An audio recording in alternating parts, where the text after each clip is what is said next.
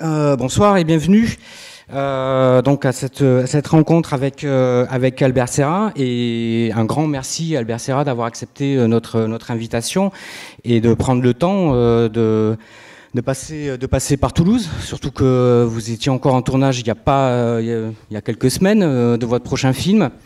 Donc voilà, on est très heureux de vous accueillir.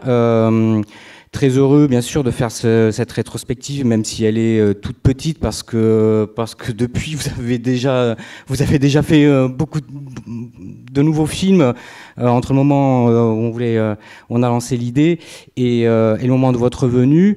Et remercier aussi l'université Jean Jaurès, puisque on est heureux de pouvoir vous accueillir également avec l'université et d'un colloque qui a lieu, qui a commencé hier à l'université, qui avait lieu encore aujourd'hui ici, et qui se terminera demain matin également ici, et donc sur la question de la stase d'écrit, stase d'écran. Voilà pour le préambule. Bien sûr, si vous avez des questions à poser, n'hésitez pas à demander la parole au cours de notre entretien, sans couper notre invité, bien sûr, mais moi, vous avez le droit de me couper. Albert Serra, ma première question, en fait, ce serait si vous pouviez nous raconter comment vous êtes venu au cinéma, puisque vous n'avez pas fait d'école de cinéma, vous êtes plutôt, des études de lettres, donc plutôt du côté de la littérature au départ, et puis en fait avec un refus justement d'apprendre le cinéma dans des écoles, d'apprendre les codes et finalement de créer votre propre méthode. Donc comment vous êtes, comment l'idée vous est venue, ou l'envie, je ne sais pas. En fait, c'est très bien ce que vous demandez, parce que bon, il y a deux côtés ici, deux chemins, non, qui m'ont amené vers le cinéma. La première, c'est cette influence de la littérature et surtout de la façon de travailler de la littérature, qui est très complètement différente du cinéma, et que moi j'étais très influencé. Comme j'étudiais la littérature, toutes mes idoles c'était des écrivains. Et moi-même je voulais devenir écrivain, mais j'étais un peu paresseux, c'était très sacrifié, très difficile. En plus, il y avait pas mal de bons écrivains en Espagne, aussi ailleurs. Bon, c'était compliqué. Mais il y avait quelque chose dans la façon de travailler d'un écrivain, que moi j'avais l'intuition, j'ai jamais écrit des romans, même si j'ai écrit tous les scénarios de mes films, j'ai écrit des pièces de théâtre qui ont été représentées par plusieurs lieux. Moi j'avais un peu cette idée de, comment dire, un écrivain commence à travailler, non? Il n'écrit pas un scénario du roman qu'il va écrire après. Non? C'est un peu ça la clé. Ouais. On se laisse à travailler, on commence, il s'inspire un peu, il a l'intuition du fait qu'il a vécu, je sais pas, un peu de fantaisie, un mélange. Et si tu lui demandes à un écrivain qu'il est en train d'écrire un roman et tu lui dis ça va être combien de pages ce roman? Il ne le sait pas au début. Tu sais, ouais. Toutes les significations du roman, il peut avoir une idée, il peut avoir des concepts qui sont là, du sujet, plus ou moins. Mais l'idée de développer des personnages, de développer des sujets, c'est fait un peu dans l'écriture, un thème réel. Non, il n'a pas écrit un scénario pour écrire le roman. Alors, cette idée de que il n'y a pas de signification, il n'y a pas de sens, il n'y a pas des idées de qu'est-ce que le film doit dire, qu'est-ce que le film doit communiquer, quel genre de signification moi je vais donner avec un film. Pour moi, ça c'était essentiel. Non? Et je voulais tourner des films un peu avec cette idée que toutes les significations vont apparaître vraiment à la fin. Et moi, je ne sais rien de ce que je suis en train de faire. J'ai l'intuition, je m'inspire avec les acteurs que j'ai là, avec un peu évidemment le sujet, un plan de travail jour par jour, parce que c'est inévitable, il y a une organisation un peu complexe, mais même dans cette complexité, il y a pas mal de moments de chaos, non?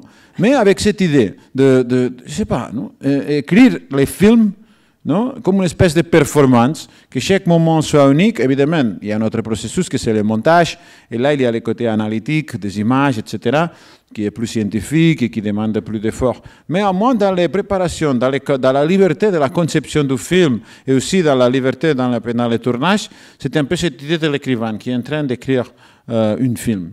Non? Écrire un film dans le sens de le tourner et d'être très très attentif, non? Plutôt à ce qui se passe en face de la caméra et pas à ce qu'il y a dans la tête. Et un peu, c'est un peu dans le côté de la performance. Non? Je suis en train de faire une description de ce que c'est une performance dans le monde de l'art contemporain. Non? Ouais. C'est quelque chose un peu unique qui se passe seulement une fois, qui, non? C'est plutôt dans une espèce de communication un peu non? Conceptuelle, un peu hermétique. Non? Mais bon, avec l'avantage que là c'est tourné, il y a une petite mise en scène pour capter certaines choses de cette performance et pas d'autres, mais c'est très léger comme ça. Alors c'est basé surtout sur l'intuition. Et après, il y avait évidemment un autre fait essentiel que c'était l'apparition du numérique. Non, moi, je n'aurais jamais été réalisateur sans le numérique. C'est absurde parce que l'une des conditions que je me posais à moi-même avant de devenir réalisateur, c'était qu'on devait s'amuser.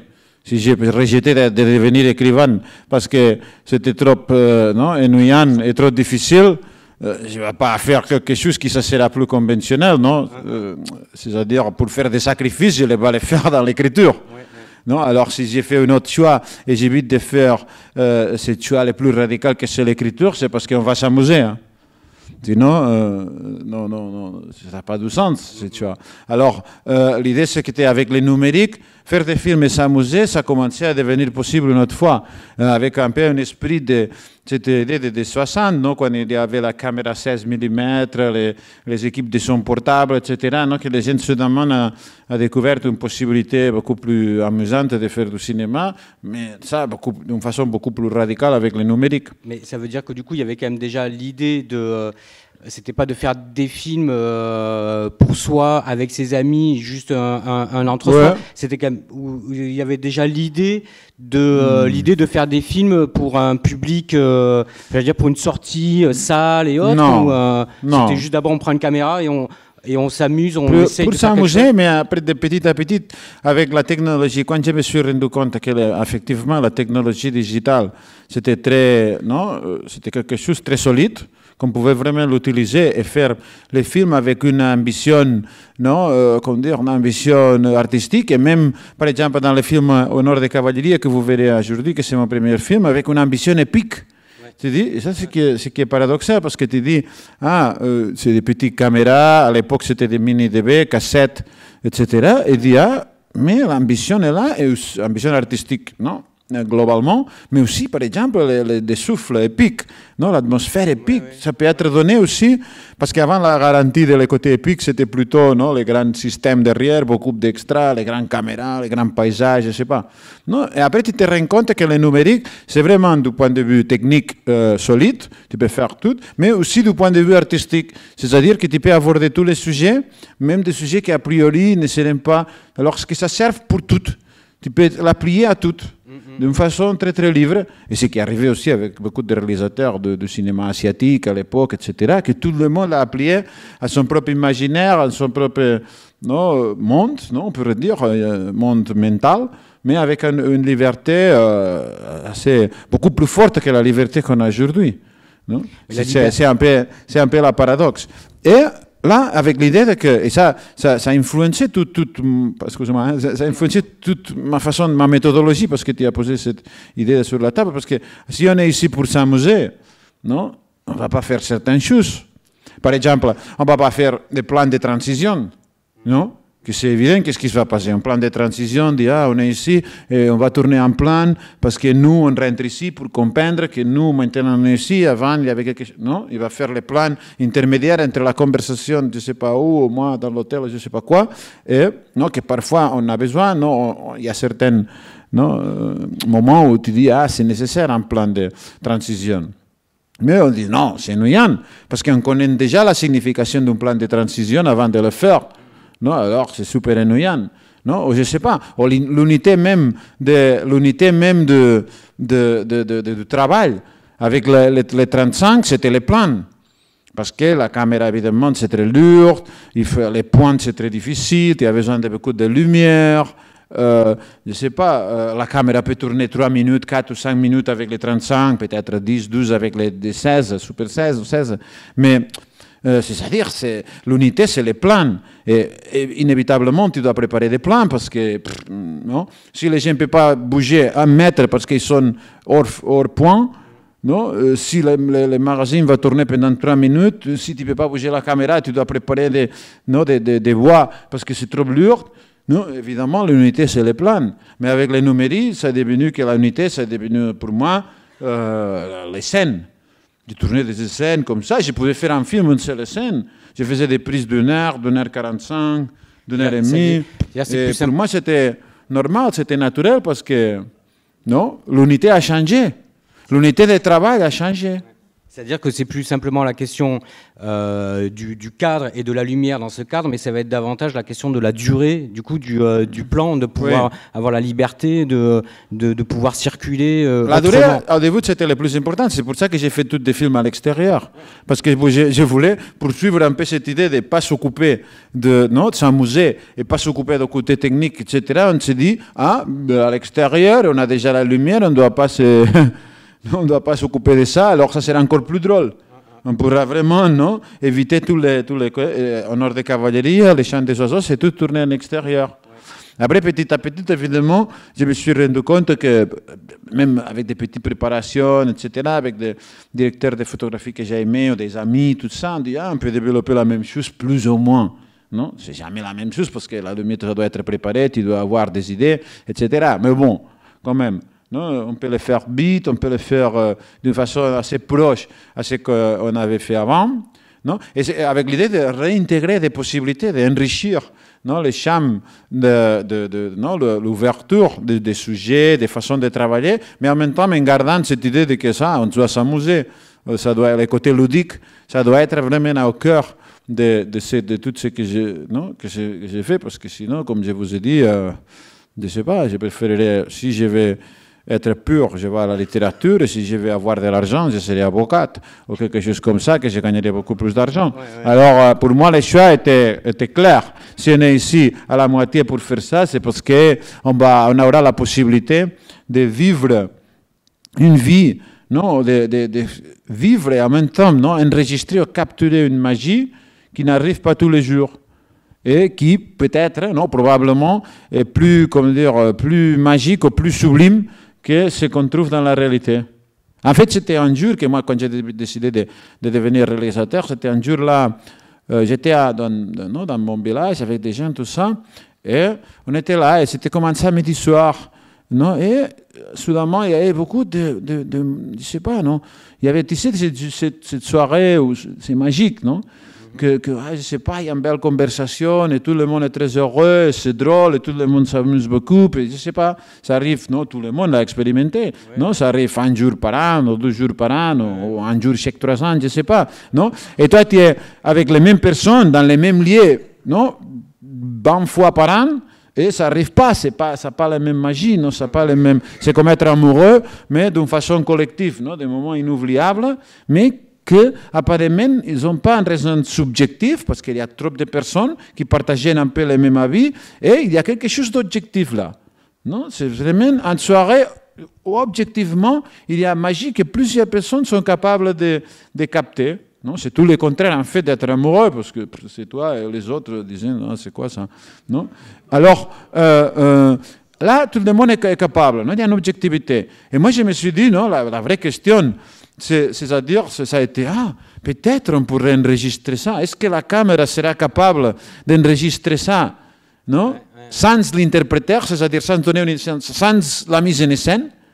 Est-ce que la caméra, avec toute son froideur, la froideur la plus objective de toutes, et comme cette sensation magique, c'était, à mon avis, il y avait un côté objectif dans cette sensation magique parce qu'elle était partagée par plusieurs personnes. J'ai dit, l'utile peut-être, le plus cohérent pour capter ça, c'est la froideur totale de la caméra, Non? Avec les numériques, bien sûr, parce que le numérique peut enregistrer plus de temps, peut être là, il peut se focaliser sur une personne, après je peux aller là, non?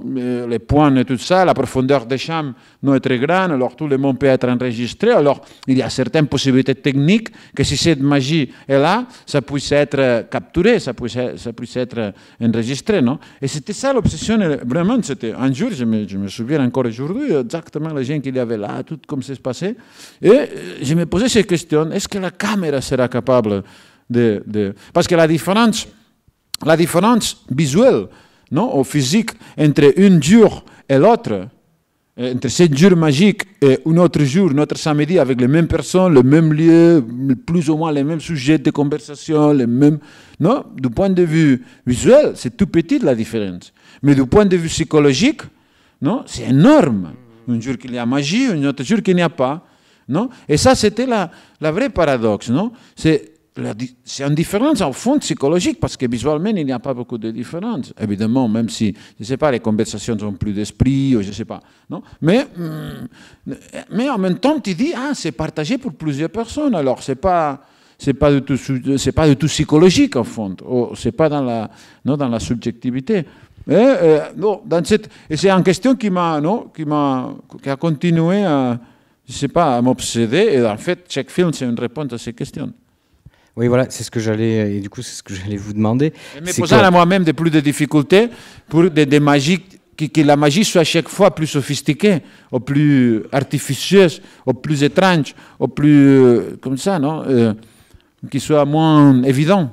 Et du coup, justement, par rapport à cette question de la magie, de cette magie-là que vous définissez, et qui, me semble-t-il, effectivement, tous vos films cherchent, et qui est à travers la caméra, ou avec la caméra, d'essayer d'enregistrer à un moment, de passer du réel à l'artistique, et j'ai envie de dire presque aussi de l'artistique au réel, parce qu'avec vos personnages, en fait, derrière les personnages, il y a toujours des personnes, des acteurs, que ce soit des acteurs professionnels ou non professionnels, et on a l'impression qu'on dépasse, qu'on cherche une forme de magie de quelque chose qui se passe à ce moment-là, sur le plateau, sur le tournage, comme si les films étaient,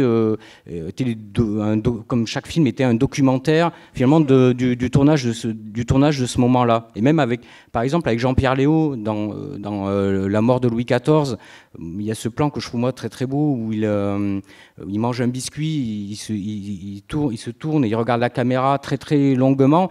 Et à ce moment-là, c'est profondément Louis XIV. Et c'est profondément Jean-Pierre Léaud aussi, j'ai l'impression, que comme si vous, derrière le costume, vous alliez chercher l'homme, la personne. Oui, je ne sais pas aller chercher la personne, mais c'est profiter de la personne. Après, à la fin, moi, non, c'est une autre chose que je ne comprends pas, comme les réalisateurs. Bon, si, c'est le système, non? Quand tu prépares des plans, quand tu as un scénario, quand il y a, je ne sais pas, 50 000 assistants là qui sont là pour faire ne sais pas quoi, évidemment, tu t'en fiches de la personne, parce que tout est déjà établi, non? Ce que le film doit dire, ce qu'il doit faire, ce qu'il doit penser. Non? Le mystère le plus grand, ça reste toujours un peu, non? Dans tous les films, la chose la plus belle du cinéma, c'est voir quelqu'un en train de penser. Non? Quand tu essayes de te mettre dans la tête d'un acteur et voir avec le visage des yeux, qu'est-ce qu'il est en train de penser, comment il réagit d'une certaine façon à certaines choses, pourquoi, comment, non? Tout ça, tu as cette espèce d'obsession pour pénétrer vraiment à l'intérieur de la tête du personnage, même en oubliant ce qu'il dit, non? Ce qu'il dit, ce sont des infos, mais le mystère, c'est dedans, non? Mais avec des films conventionnels, ça, c'est impossible. Alors, moi, il n'y avait pas cet objectif d'arriver à la personne, mais de s'en profiter un peu, d'une façon un peu malade, de la manipulation, mais en même temps désacomplexée, non, décontractée. Non, c'est comme, je ne sais pas, c'est la personne, pour moi, ça a été toujours 33%. La personne, l'acteur et le personnage. Et moi, je travaille avec les trois. Non, un film normal, il travaille 90% avec les personnages. Ouais. Parce que après, il y a, je ne sais pas, 5% de travailler avec l'acteur. On dit, bon, ça a exagéré, mais on dit 80 les personnages, 10% l'acteur, c'est-à-dire que même il y a une technique, il y a je ne sais pas quoi, et 10% la personne, parce qu'inévitablement, là, tu as un être humain, alors tu ne peux pas éviter. Non? Même les réalisateurs professionnels ne peuvent même pas l'éviter. Alors, professionnels dans les mauvais sens. Alors, non, mais moi, non. Par contre, non. Moi, je ne vois pas de différence. C'était un peu, ça c'est le rêve de Warhol, non? Qu'il a toujours essayé de faire des films où non, cette pourcentage est un peu plus ou moins comme ça. Alors il reste visible dans l'écran. Il dit, en fait, il a décidé d'arrêter de faire du cinéma parce que il croyait que ça serait le nouvel Hollywood, le vrai nouvel Hollywood, qui veut voir un film où il y a seulement des personnages. Ici, on a la folie de la personne qui sont déjà fous. Après, on a toutes les rivalités, les jalousies, la folie les jeux entre les acteurs, non? La personne fou, la folie des acteurs. Et en plus, on a les personnages qui sont déjà des histoires complètement... Non? Alors, non, on a ces trois éléments là tout le temps. Dans l'image, on ne sait jamais où on est, pourquoi, etc. Il dit, qui veut voir un film conventionnel et tu vois seulement les personnages, c'est super ennuyant. Non? À côté de ça, mais ça peut arriver à convaincre le public ou le grand public, alors il a arrêté, c'est simple. Il a dit, on va faire plus d'argent, et s'il y a trop de problèmes, si tu lis le journal, c'est très intéressant, parce qu'il y a plein de problèmes avec tous ces jeunes, tout le temps. Alors, il dit, mais c'est trop de problèmes, ça. Un problème de l'argent, un problème de tout genre de problèmes, c'est-à-dire domestiques dans la fabrication des films. On dit, on va faire des peintures, ça c'est trop compliqué. Non, on va faire des cadres, en plus on va les imprimer, on va même pas, non, on va même pas bouger les bras. Alors, non, les cash, ça sera les mêmes et c'est fini. Non, ça sera drôle aussi, non, parce qu'on va faire les fêtes. Mais après, non, tu dis, on va faire la fête après, mais dans la fabrication, il n'y aura pas de... Non? Et c'est ça que peut-être c'est une espèce de tristesse, non? Parce que dans la fabrication, il peut y avoir aussi encore cette espèce de joie, non? Cet côté amusant, malgré les problèmes. Et c'est vrai que ce chaos dans la fabrication du film, quand tu te profites de 33%, 33%, ça génère inévitablement un chaos, et ça c'est dangereux. Hein? C'est dangereux dans plusieurs points de vue. Dangereux du point de vue de production, évidemment, parce qu'il y a toujours film plus grand, plus petit, mais non, la proportion de danger, c'est égal. Et ça peut non, avoir d'influence, mauvaise influence sur la production. Mais aussi danger psychologique, parce que les gens commencent à devenir un peu fous, non, à se confondre les choses. Mais c'est plus drôle, c'est plus intense. Est-ce que du coup vous pouvez nous parler peut-être plus précisément justement de votre méthode, c'est-à-dire la façon dont vous travaillez justement avec les acteurs pour essayer d'obtenir comme ça les manipuler, parce que je crois qu'il n'y a pas de préparation, pas forcément de dialogue, que vous donnez des pistes, mais que vous laissez une part d'improvisation. Peut-être l'idée principale, parce que ça, pour développer ça, ça prend des heures, mais peut-être l'idée plus intéressante, c'est que moi, comme j'ai aucune idée sur ce qu'on doit faire dans les films, même du point de vue narratif, évidemment, comme j'ai dit, j'ai un plan de jour à jour et j'ai une espèce de scénario, parce qu'aujourd'hui, c'est inévitable pour avoir des aides, le financement, tout ça. Mais bon, ça, on oublie un peu qu'on commence un tournage. Et on est là vraiment, et moi, c'est peut-être la condition la plus... qu'on dirait, la plus particulière ou singulière de mon façon de travailler avec les acteurs, c'est que je demande jamais des choses qu'ils ne pouvaient pas faire. C'est moi qui ai fait l'observation de... Bon, d'abord, je n'ai jamais fait dans ma vie un seul jour, un seul seconde, une seule minute des essais avec les acteurs. Aucun acteur, soit professionnel, non professionnel, même pas de conversation, c'est zéro, toujours. Alors, premier jour de tournage, c'est vraiment le premier jour de travail. Et de travail ou même d'échanges, de rencontres. Bon, il y a toujours petits tests costumes, etc. Mais vraiment des rencontres artistiques, c'est le premier jour. Et moi, j'aime les tournages qui sont un peu courts, non? Toujours 18 jours, 20 jours, pas plus, 21 jours maximum. Et je commence le premier jour dans l'observation. Évidemment, on travaille en tourne. Et je fais de l'observation. Et avec l'observation des acteurs et mon intuition, moi j'arrive à voir quels sont les points forts de chaque acteur en tant qu'acteur Et après, je commence à créer un personnage qui va s'adapter à ses points forts. Alors, c'est fini. Il n'y a pas de... C'est pour ça que quand on dit travaille avec un acteur professionnel, moi je m'en fiche, je n'ai aucun problème, parce qu'un acteur professionnel, je ne vais pas lui demander de faire des choses qui ne sont pas les points les plus forts qu'il a déjà, même sans sa professionnalité.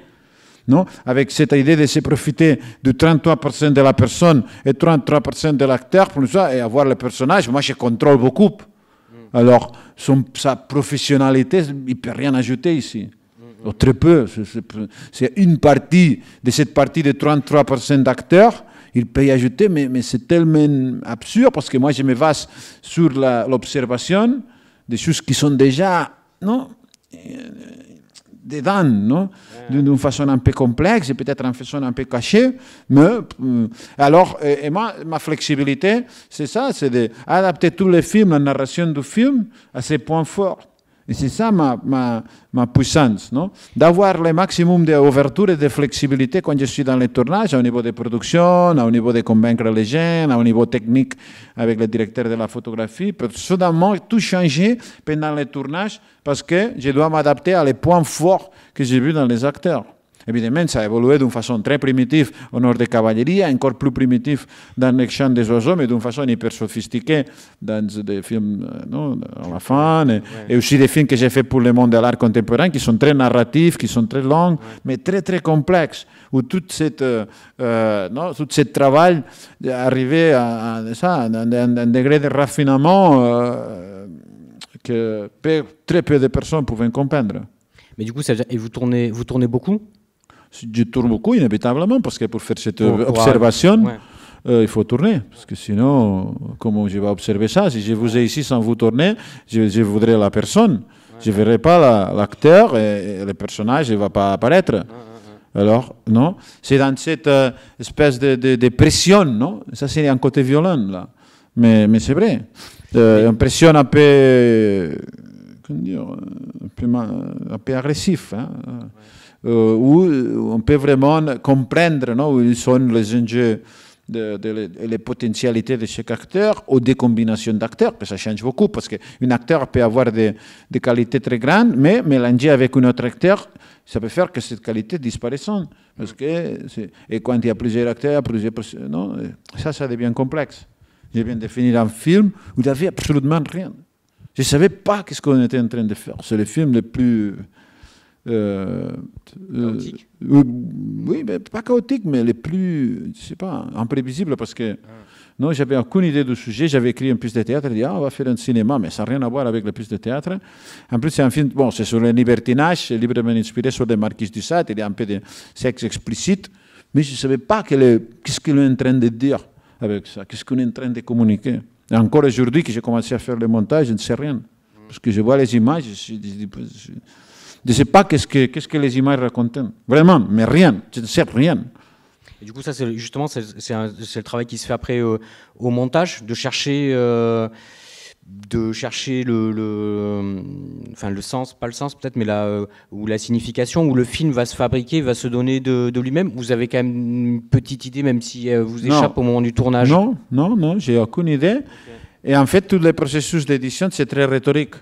C'est moi qui l'ai créé, en fait. Ouais. Moi, j'ai inventé une façon de monter que je crois que personne d'autre suit dans le monde. Et vous pouvez nous en parler? On peut partager, oui. Moi, j'ai fait beaucoup de recherches. Ouais. Non, c'est-à-dire, ça dépend. Dans l'histoire de ma mort, j'ai fait environ 450 heures.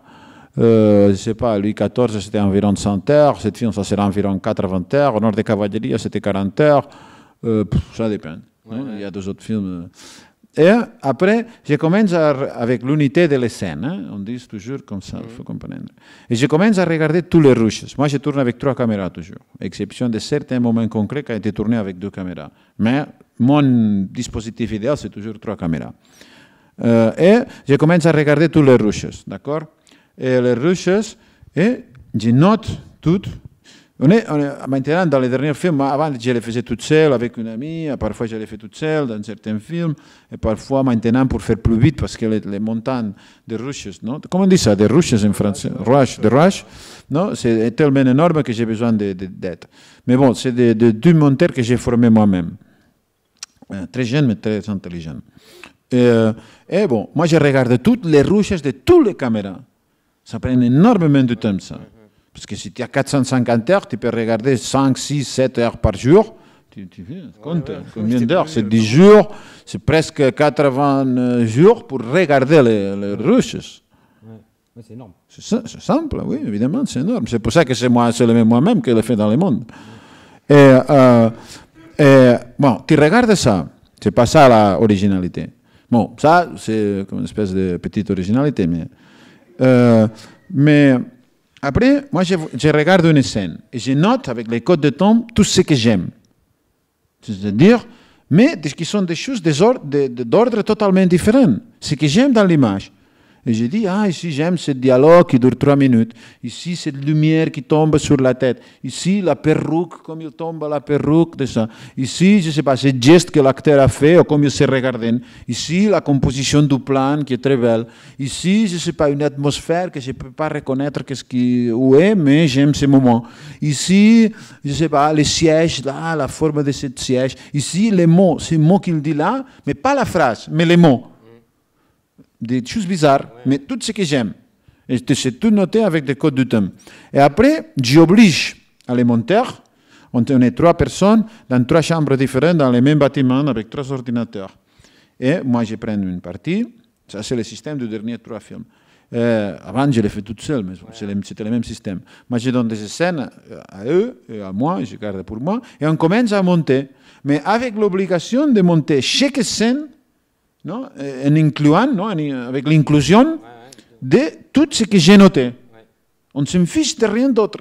On se fiche de signification, on se fiche de tout. L'obsession, c'est d'inclure tout ce que j'ai noté là dans les notes.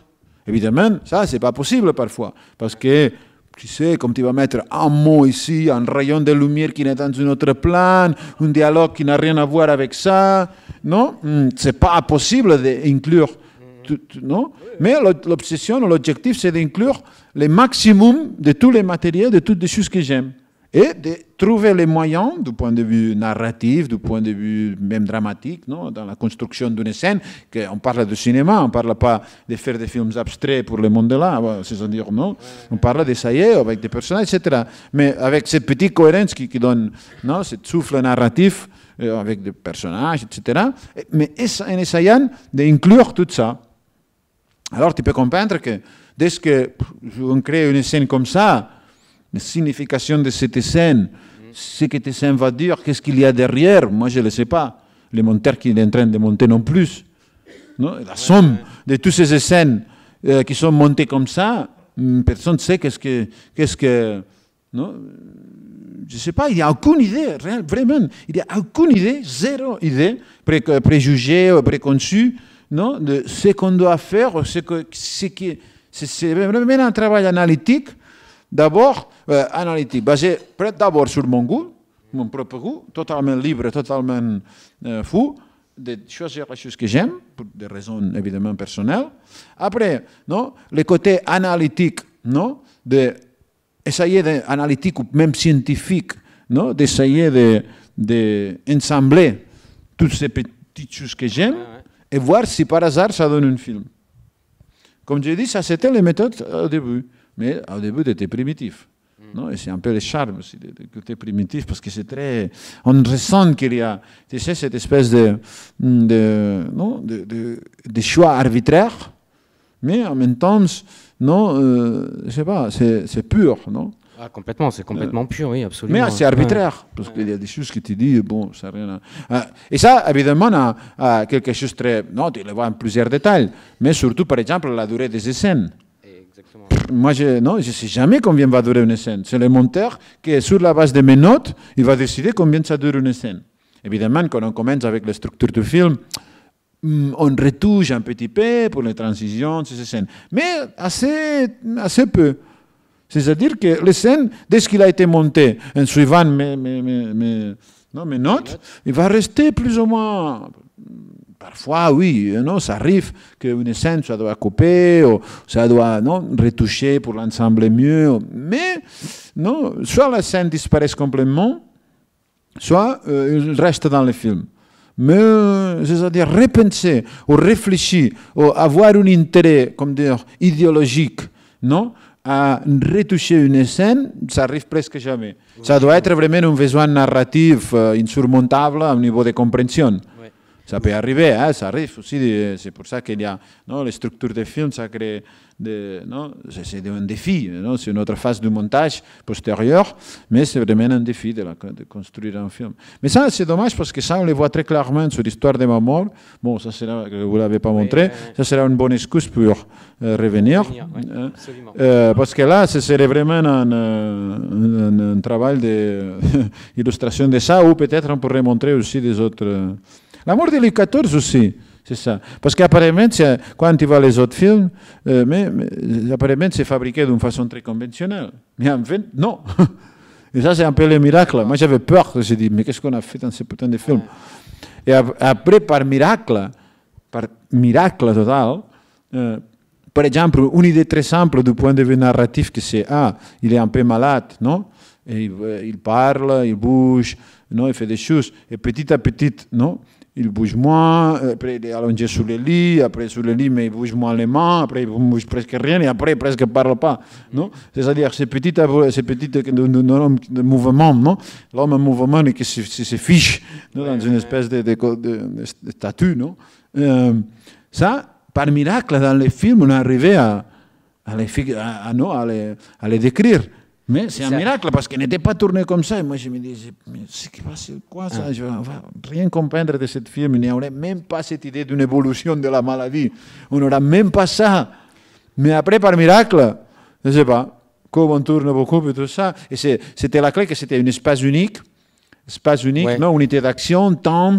Un huis clos dans la alors, chambre. On pouvait vraiment peindre des choses qu'on avait tournées d'une façon chaotique. Mais comme c'était le même espace, on a été capable de peindre des plans, même des scènes qui ont été tournées sans aucune idée, essayer de les mettre au début, de créer une espèce de cohérence. Et c'est un miracle. Mais c'est vraiment un miracle. Et c'est la clé du film parce que ça est devenu comme une espèce de succès. Bon, pas de succès le film, mais les gens aiment, même si c'est lent, c'est lourd. Mais c'est tellement, je sais pas, intense, tellement naturel, non? Tout ce qui se passe, il y a un thème artificiel, mais un thème naturel.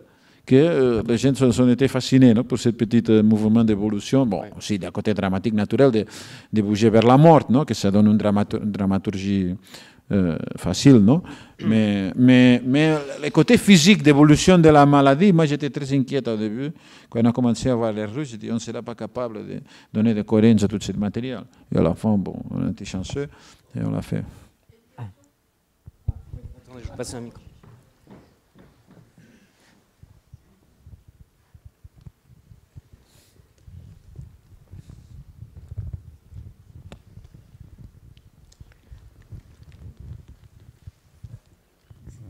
Oui, vous dites que, depuis le début, là, vous dites que vous n'avez jamais d'idée au départ.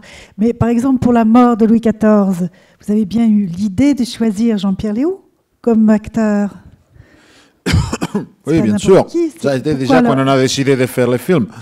Mais ce n'est pas une idée, parce que c'est comme tu te dis... Non, ça va avec l'idée du film. C'est-à-dire qu'il n'y a pas... mais c'est une idée qui pourrait se développer dans des chemins très, très différents. C'est pas... Oui, c'est là, mais bon... Ça n'a pas tellement d'importance, en fait. Oui, enfin, c'est ça. Non, que ça pourrait évoluer de façon différente. Mais moi je ne savais pas comment il... J'avais aucun rapport comment dire, artistique avec lui. Alors... Je ne savais rien, j'étais complètement aveugle. On se connaissait, moi j'avais du respect pour lui comme personne, on s'avait vu 3 fois, et tout ça, il voulait faire absolument le film parce que c'était Louis XIV, etc. Et moi j'avais du respect pour lui comme personne. Mais tout son héritage, c'est-à-dire comme acteur, moi ça me touchait légèrement. Ça me touchait l'intégrité artistique de la personne et de sa carrière. Mais après... C'est pas ce que vous êtes allé chercher. Mais oui, non, je ne sais pas. Mais c'est-à-dire, en plus c'est ça. Les gens disent, il y a ce côté de Jean-Pierre Léaud, mais moi je ne regardais pas ça. Moi, non, tous les films qu'il a fait, beaucoup de films qu'il a fait, moi, ça me laisse froide. Au niveau personnel, au niveau d'admiration artistique. Je reconnais les valeurs, mais ce n'est pas mon truc. Alors, C'était pas ça la question là. Et c'est ça qui le rend un peu, non, comme je dis, aveugle. Parce que s'il n'y avait aucune idée de se profiter de ça, moi j'ai resté encore dans mon idée de je me profite de la personne que j'aime, non, et je me profite un peu de l'acteur parce qu'il est fou, non.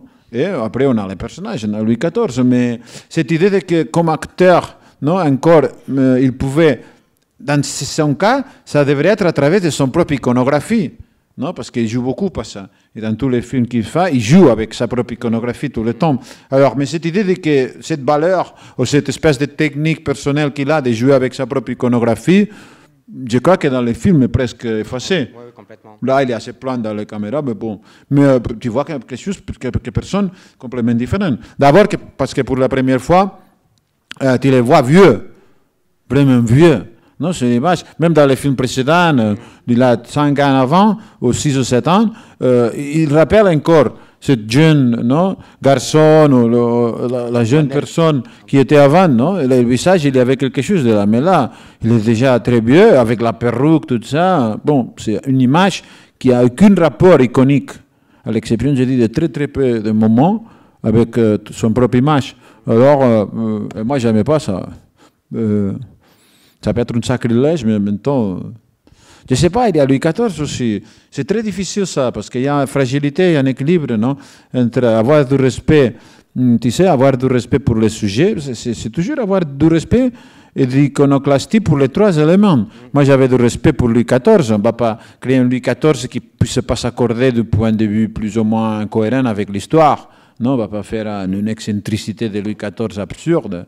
Non. Alors, bon, mais en même temps, on doit vraiment voir des images de Louis XIV pour la première fois, parce qu'on n'a jamais eu des images et mouvements de le vrai Louis XIV.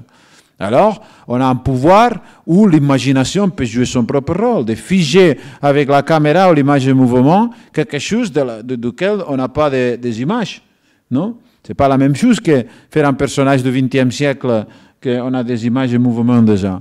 Non, alors, le risque du pastiche, c'est très grand.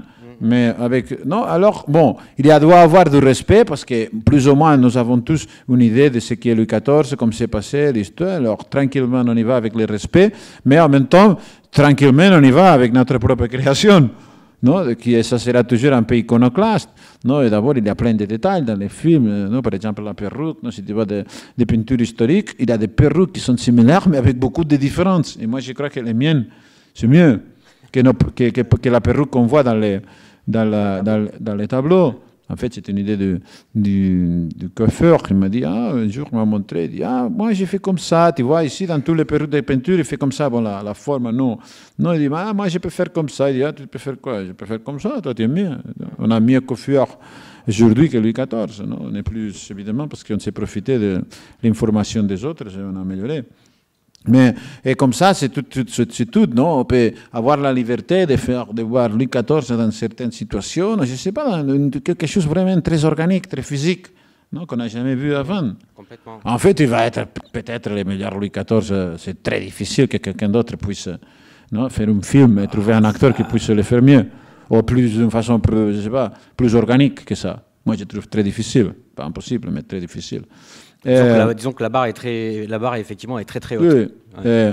Mais c'était ça, un mélange d'iconoclastie et de respect. Aussi avec l'acteur, tu sais, moi j'avais son passé, son intégrité artistique, sa façon de travailler, par exemple, cette idée, il joue jamais la même chose. Moi je suis pas très, je répète pas beaucoup les choses, non, même presque jamais. Même s'il y a quelque chose dans les tournages que j'ai aimé, je ne le dis pas, tu le fais une autre fois. Non, on fait toujours des variations différentes. Mais lui, il est encore pire. Il fait chaque fois, c'est totalement différent à la précédente.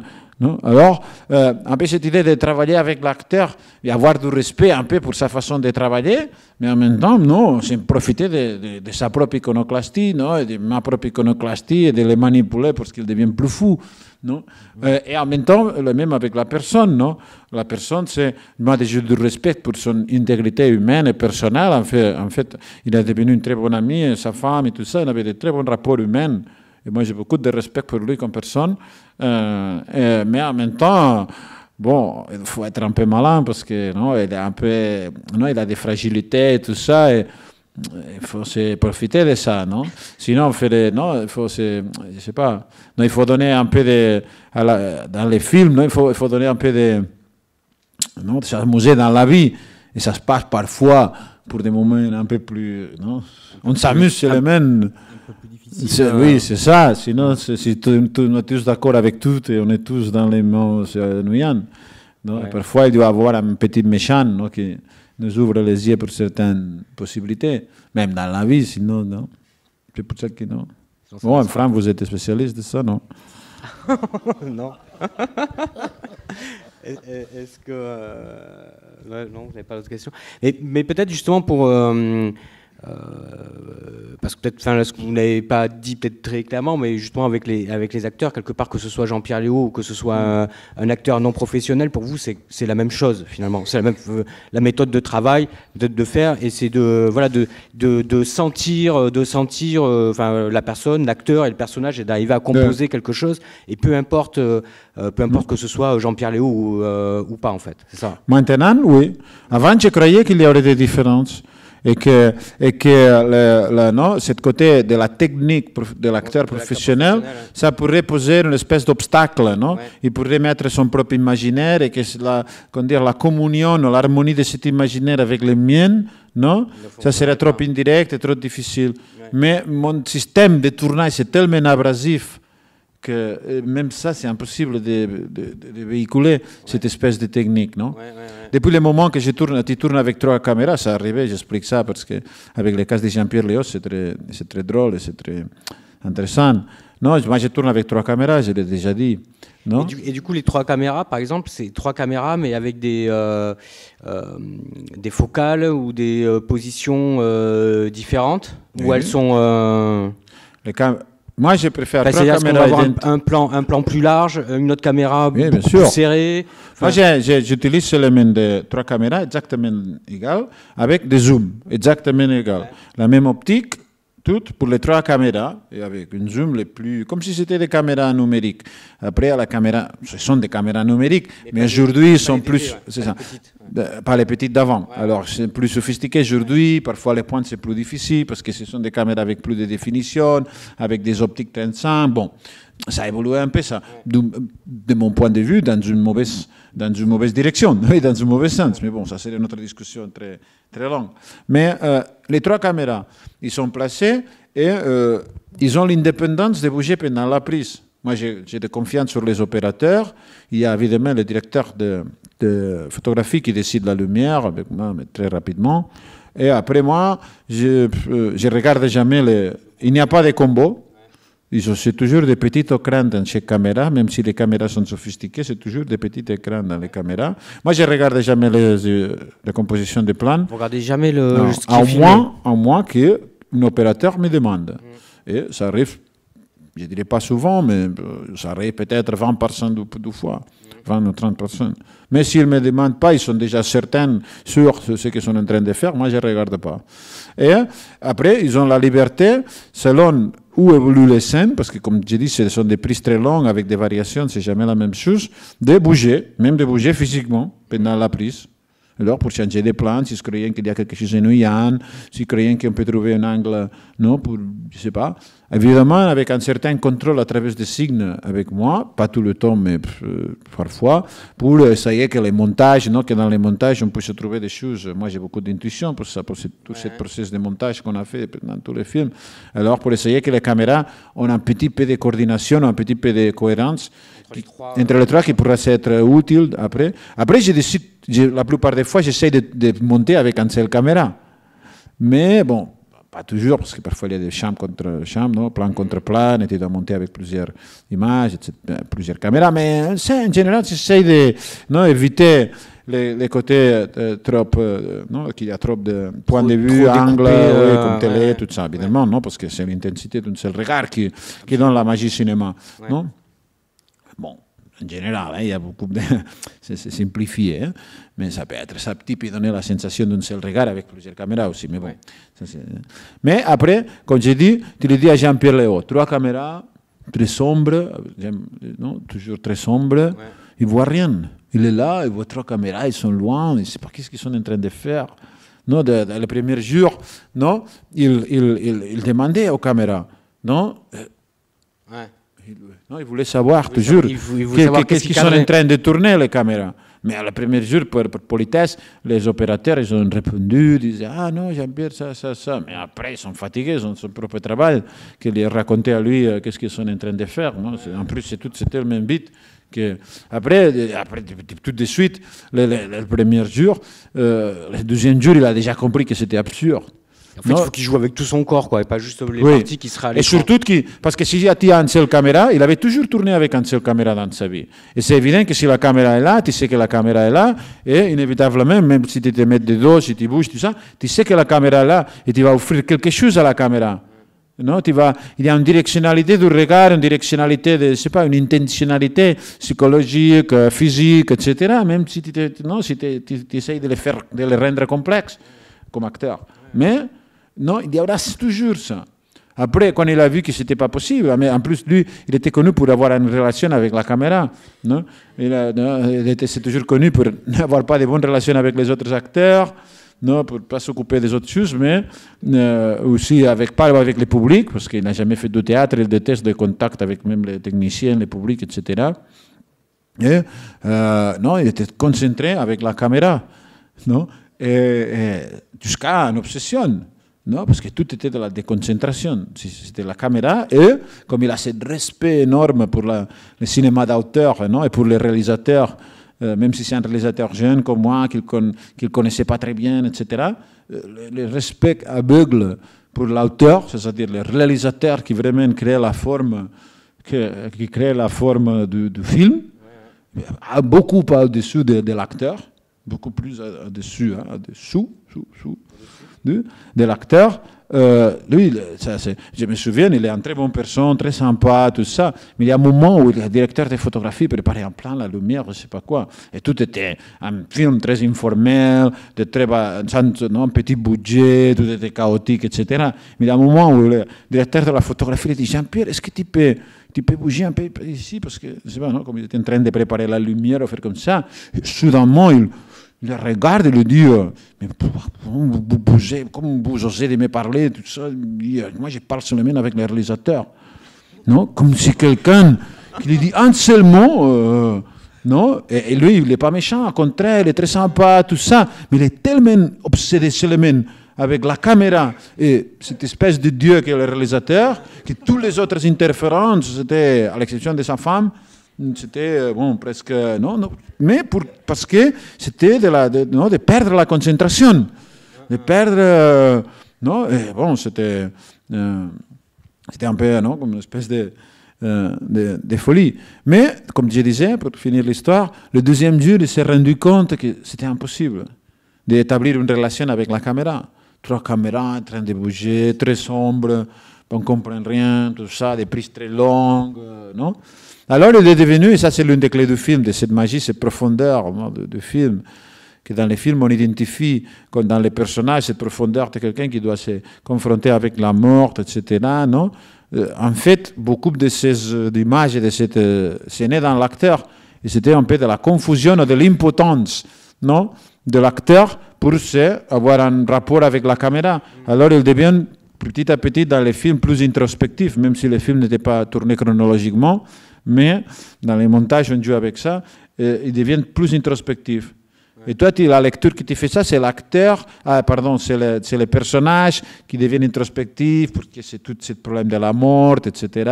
Non, etc. Mais en fait, 90% de ça vient plutôt de l'acteur, de l'impotence de l'acteur pour donner des choses concrètes à une caméra, et alors tout ça se passe dans sa tête.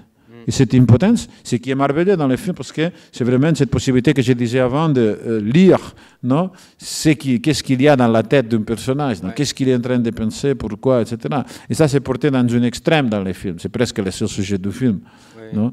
Et ça, c'est fascinant. Non? Et moi, j'avais beaucoup de confiance à ça parce que je savais qu'il y avait un équivalent exact dans l'acteur et que la clé de lecture, ça serait le personnage. Mais qu'au fond, la réalité de ça, aussi, c'est ce doute comme personne. Non, il avait une telle pression avec ce film parce qu'il avait tourné, non, il avait toute sa carrière Donc il avait été fait, évidemment, il avait fait des films avec des réalisateurs un peu moins connus, mais bon, comme dire, il avait une très grande intégrité artistique pendant toute sa carrière.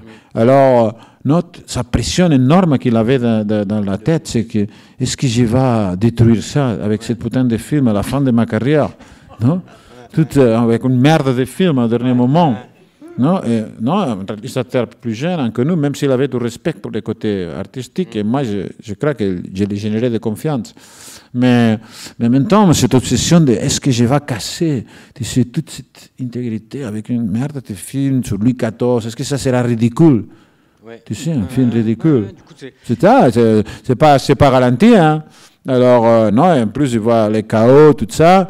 Et, il avait tellement une pression, une telle tension en tant que personne, ajoutée à cette introspection obligée pour l'impossibilité de se relationner avec la caméra en tant qu'acteur, plus ce côté un peu Louis XIV qui était assez organique pour ma façon de tourner, où les personnages deviennent quelque chose de réel, et on oublie un peu tous les clichés ou toutes les informations qu'on a sur Louis XIV, on se concentre vraiment sur tourner ce qu'on a en face de la caméra. Soit Jean-Pierre Léaud, soit n'importe qui, avec des costumes, dans un lieu concret, vraiment là, l'obsession de tourner ce qu'il y a en face de la caméra, pas mes idées.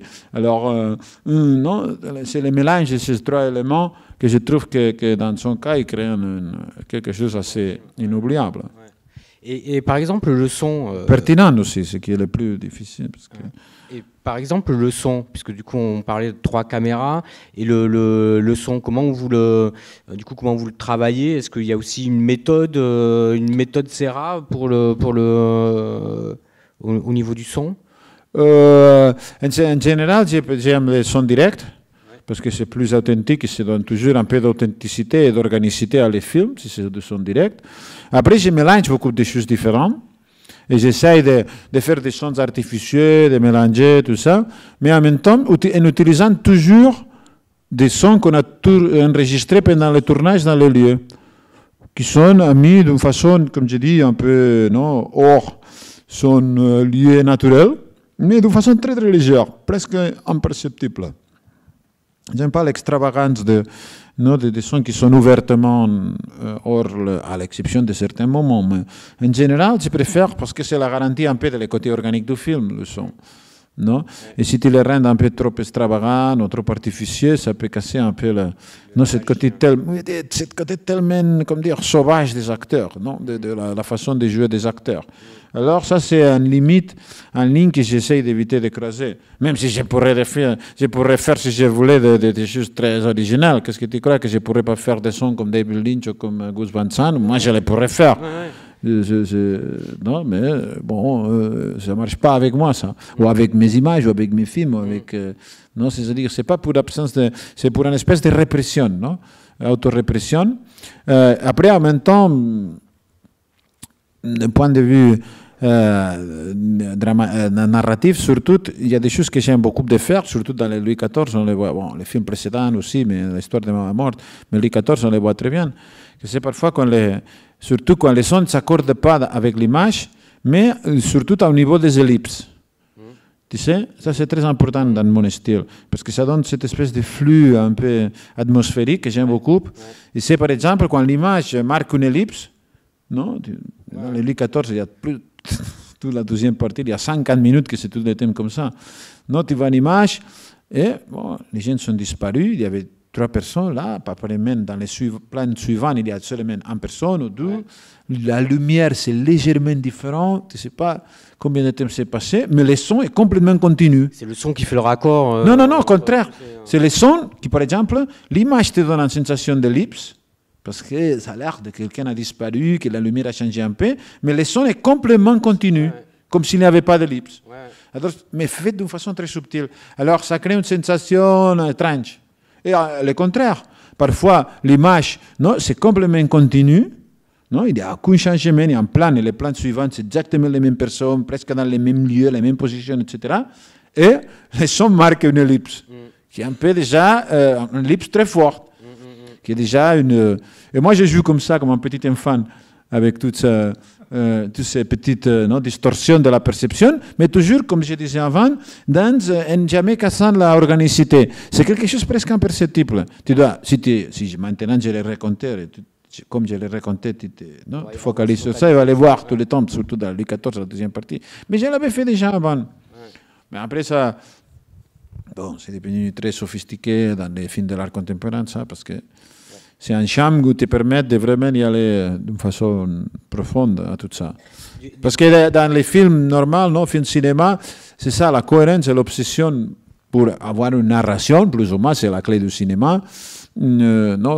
Parfois, c'est une constrainte forte au niveau de ne pas casser, comme je disais, la organicité ou la cohérence du film. Mais dans les films de l'art contemporain, ça te permet d'être un peu plus osé, un peu plus audace à ce niveau. Et bon, ça donne des résultats qu'après, je vais appliquer d'une façon plus modeste dans les films. Dans les films, ouais, c'est ça. Mais toujours, un peu comme Happy Champong ou comme certains d'autres réalisateurs qui ont fait ça aussi. Que les films sont en distillation. Je ne sais pas si d'ailleurs dans mon cas c'est plus intéressant ou moins. Ça, dans le cas de Happy Champong, je suis sûr que les films sont plus intéressants que les films pour les musées. Que les pièces pour les musées qui ne sont pas très bien. Ouais. Mais bon, ça ne veut rien dire. Hein. Mais c'est vrai qu'il y a cette croisement, nous, aujourd'hui, et c'est un autre sujet, mais jusqu'à où peut aller le cinéma dans cette sophistication, rester encore dans le domaine cinéma et qui puisse être compris pour le public. C'est ça la vraie question. Et qui puisse être financé normalement. Mais, parce que plus audace tu es, plus sophistiqué aujourd'hui avec les moyens numériques. Parce que les numériques, c'était dans les tournages, mais les numériques, c'est aussi dans les montages. Ce qui a tout changé. Moi, je n'aurais jamais pu faire ce que j'ai fait, de ce mélange de la personne, le personnage. L'acteur et le personnage d'une façon si sophistiquée sans des numériques, parce que là, avec les numériques, tu peux refaire et refaire 1000 possibilités et vraiment arriver à des conclusions. Non, de grader vraiment ce que tu veux montrer, ce que tu veux cacher, surtout avec mes images, qu'on a beaucoup de rouge. Moi, c'est tout ce que tu puisses avoir pensé du film, c'est-à-dire de ce qu'il y a dans les films, moi, je l'ai pensé avant. Après, il y a des sensations, non? Ça, c'est énorme, la possibilité, parce que les films se construisent d'une façon si anarchique et que tu peux avoir, et tout le monde a la sienne. Mais l'idée de, non, vraiment, cette côté de gradation de ce qu'on a décidé de mettre dans les films, c'est très rare que, moi, parce que le processus d'analyse scientifique des images est tellement fort et en même temps tellement subjectif. C'est pour ça que tu ne peux pas imaginer un film de ces films comme l'améliorer. Tu sais? Parce que tu ne peux pas imaginer les richesses qu'il y a. Les choix des choses que j'ai décidé de mettre, c'est tellement subjectif, mais en même temps, la cohérence organique du film, c'est tellement forte, que comme tu peux dire, c'est très difficile. Moi, tu vas à un film normal et tu dis, peut-être ce moment, ces scènes, ça, on pourrait avoir fait comme ça, non? Et tu peux envisager, non? Comparer les films que tu vois avec un film idéal à côté. Mais dans mes films, pour la propre méthodologie de construction des images dans les montages, c'est impossible. À quoi tu vas comparer? Tu as vu comme j'ai monté les films? Tu as vu comme j'ai fait les choix des choses complètement bizarres, arbitraires et tout ça? Et comme après, il y a une personne qui se charge de donner cohérence à ça. Alors, à quel film? Tu ne peux jamais envisager un film idéal avec quoi comparer, parce qu'il est sorti d'une façon tellement spontanée, unique et personnelle qu'il n'y aura jamais un film idéal dans la tête de spectateur. Et du coup, puisque vous parlez de ça, de comparaison par rapport à un film idéal, mais on pourrait dire aussi par rapport à d'autres films, par exemple, est-ce qu'il y a une cinéphilie, est-ce qu'il y a est-ce que vous avez, j'imagine que oui, une cinéphilie, mais est-ce qu'elle est présente au moment de préparer un film, au moment non, pas du tout. C'est quelque chose qu'en fait que vous évacuez complètement le. Oui, j'évacue et j'essaye de, comment dire, non, il y a une cinéphilie d'être digne d'une histoire, non, et de faire. Même pas avec l'idée de vouloir faire partie, mais quand même de savoir d'être conscient qu'il y a une histoire. Qu'il y a une histoire et que tu veux le faire sérieux. non, et qui devait avoir aucune, non, qu'il y a seulement le compromis de faire un film qui soit dans la forme, non, une espèce d'objet artistique, et c'est tout. Et que tous les choix qu'on fait à l'intérieur du film, soit dans les tournages, dans la conception, dans les montages, dans les, c'est pas tout, non, soient cohérents avec cette idée de toujours faire un choix, petit ou grand, pour des raisons artistiques, esthétiques. Et ça, c'est le seul. Après, évidemment, moi, j'essaye parfois, je le fais, parce que dans tous les films que j'ai faits, j'essaye de regarder les films qu'ils ont fait avec un sujet similaire avant. Ah, donc, oui, quand même, vous regardez quand même. Seulement pour préparer un film. Ouais. Et parfois, dans les festivals, je regarde des films de réalisateurs contemporains que j'aime ou que je connais, ou comme ça.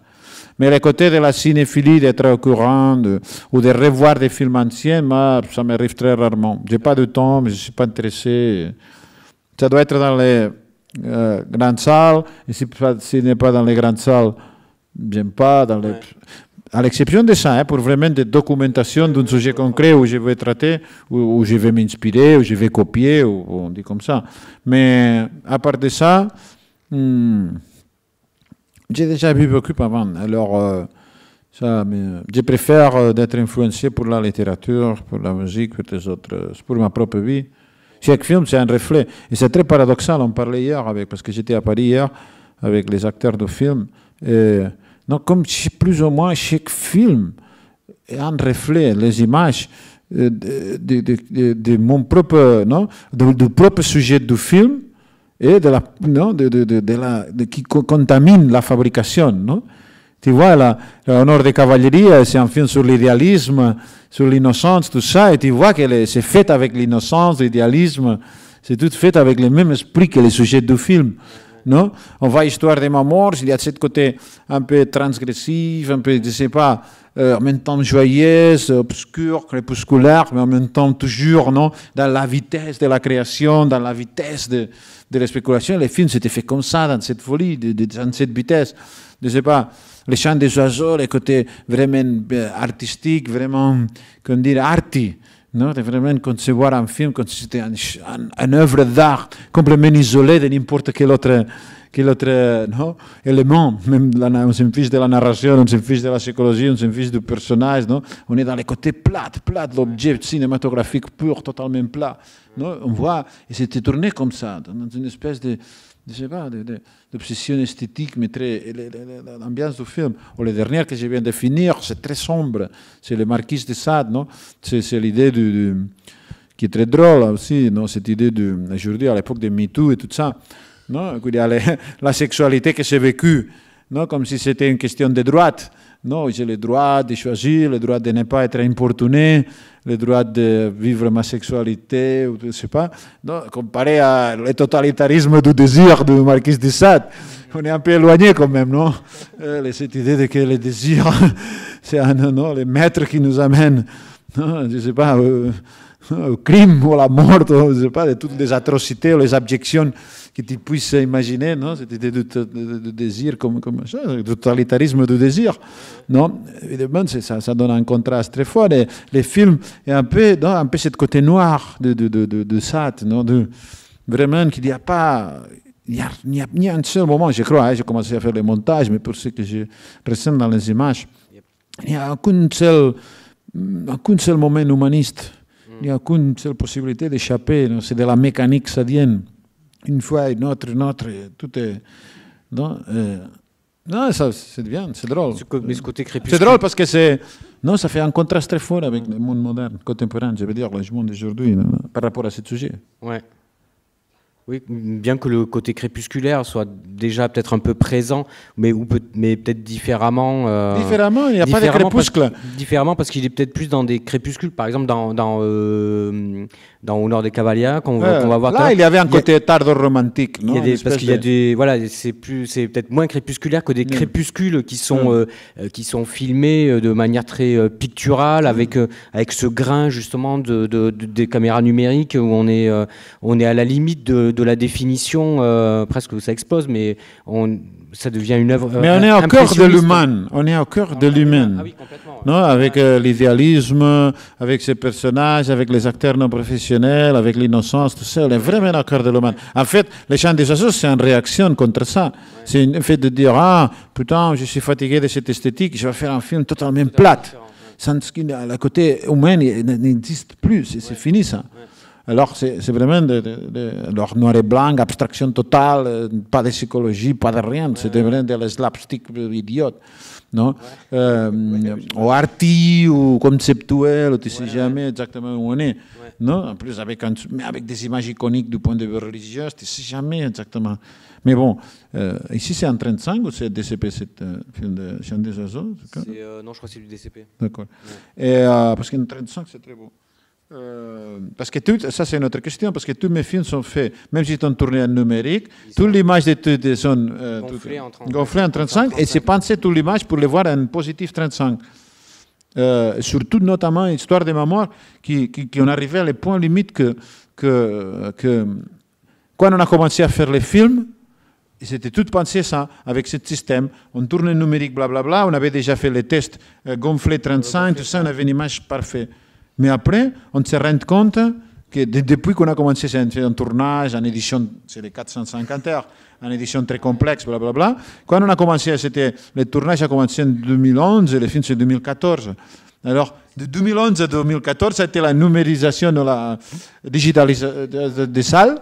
Après, on s'est rendu compte que presque dans nulle part, on pouvait montrer les films en 35. En 35, parce que alors, ça changeait toute la conception, parce qu'après, tu dois scanner les négatifs. Mais ce qui donnait la vraie charme à l'image, c'était la projection positive, parce que ça donnait un 12e degré d'organique, en plus, non? C'était tout pensé avec ça. Et, soudainement, on s'est dit, ah, les dernières coupe que c'était les positifs 35, dans la plupart des lieux, on n'a pas pu les montrer. Alors, bon, ça a changé. Mais bon, heureusement, après, on a pris ça. Mais je disais que c'était beau, le fait parce qu'il y a une réflexion aussi sur l'image. Et qu'est-ce que c'est l'image cinéma? Surtout, notamment dans les chants des oiseaux. Parce que c'est un paradoxe dans l'image, dans la copie 35 surtout, qu'on ne voit pas dans les autres. Parce que c'est, la texture, c'était fait en négatif 35, positif 35, noir et blanc, négatif et positif. Il y a une texture, un grain, c'est comme si tu voyais, je ne sais pas, les meilleurs films des années 70, de noir et blanc, 16 mm, c'est parfait. Mais en même temps, là, tu vois beaucoup de profondeur de champ, ce qui est impossible avec des caméras 35 ou 16.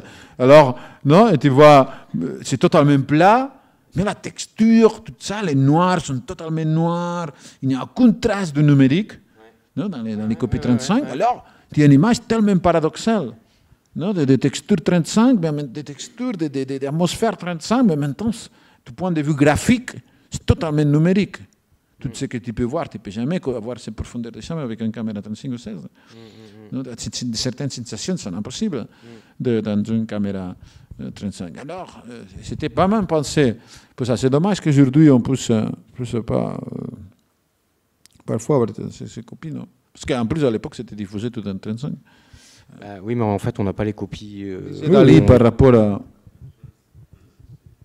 Louis Aragon, je crois que c'était. Il dit combien d'arrivisme pour arriver à si peu? Bonsoir. Déjà, merci de nous avoir tant livré sur votre expérience, mais aussi votre personnalité. Je suis contente d'être venue.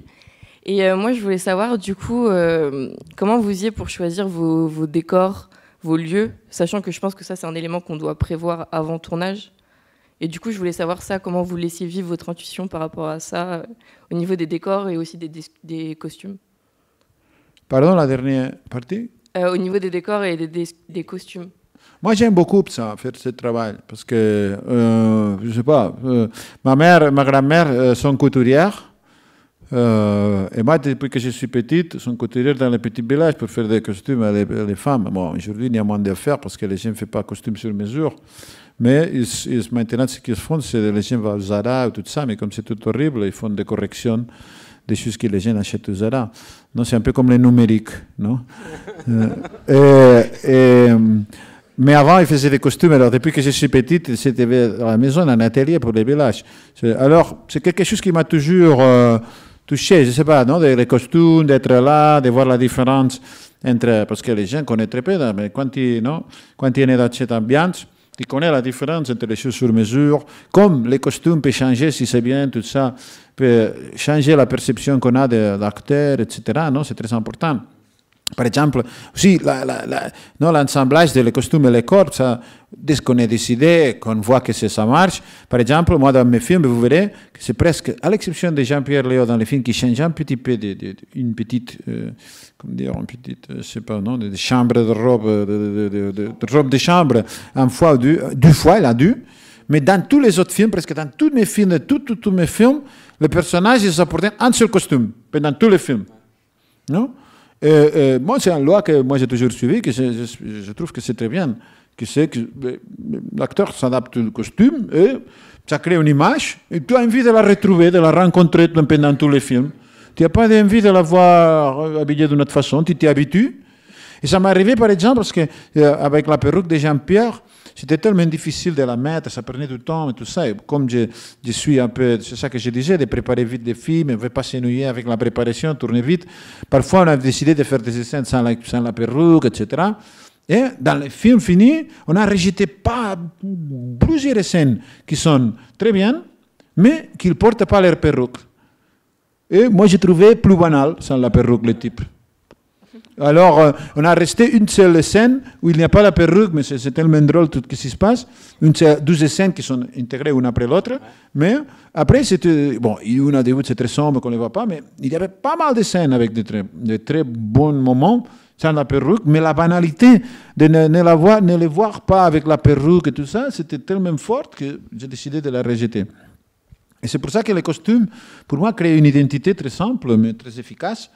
Et plus on y va dans la confiance et l'efficacité de porter un seul costume, je ne sais pas, moi je déteste voir un personnage, ça c'est pour Hollywood, c'est pour qui change de costume. Qui change de costume. Et pour les, dans les films qu'on a aimés, ils n'ont changé jamais de costume. Dans tous les films iconiques de la Nouvelle Vague, il y a un type qui vient tout le temps avec les mêmes costumes. C'est ça qui crée un personnage aussi. C'est quoi ça de faire? Et pour les décors bon, c'est comme toujours, c'est comme les plans, c'est pour donner des plaisirs aux costumiers, mais tu sais, comme on fait beaucoup de plans, ça arrive aussi du point de vue humain.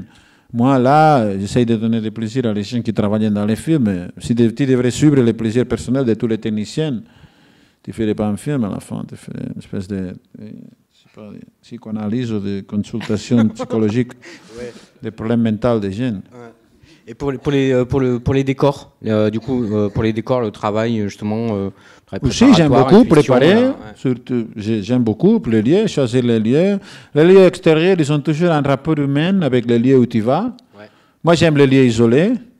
Je n'ai jamais tourné un film dans la ville, dans des grandes villes ou dans des... dans des décors urbains, en fait. Ou dans des lieux où les gens habitent eux-mêmes.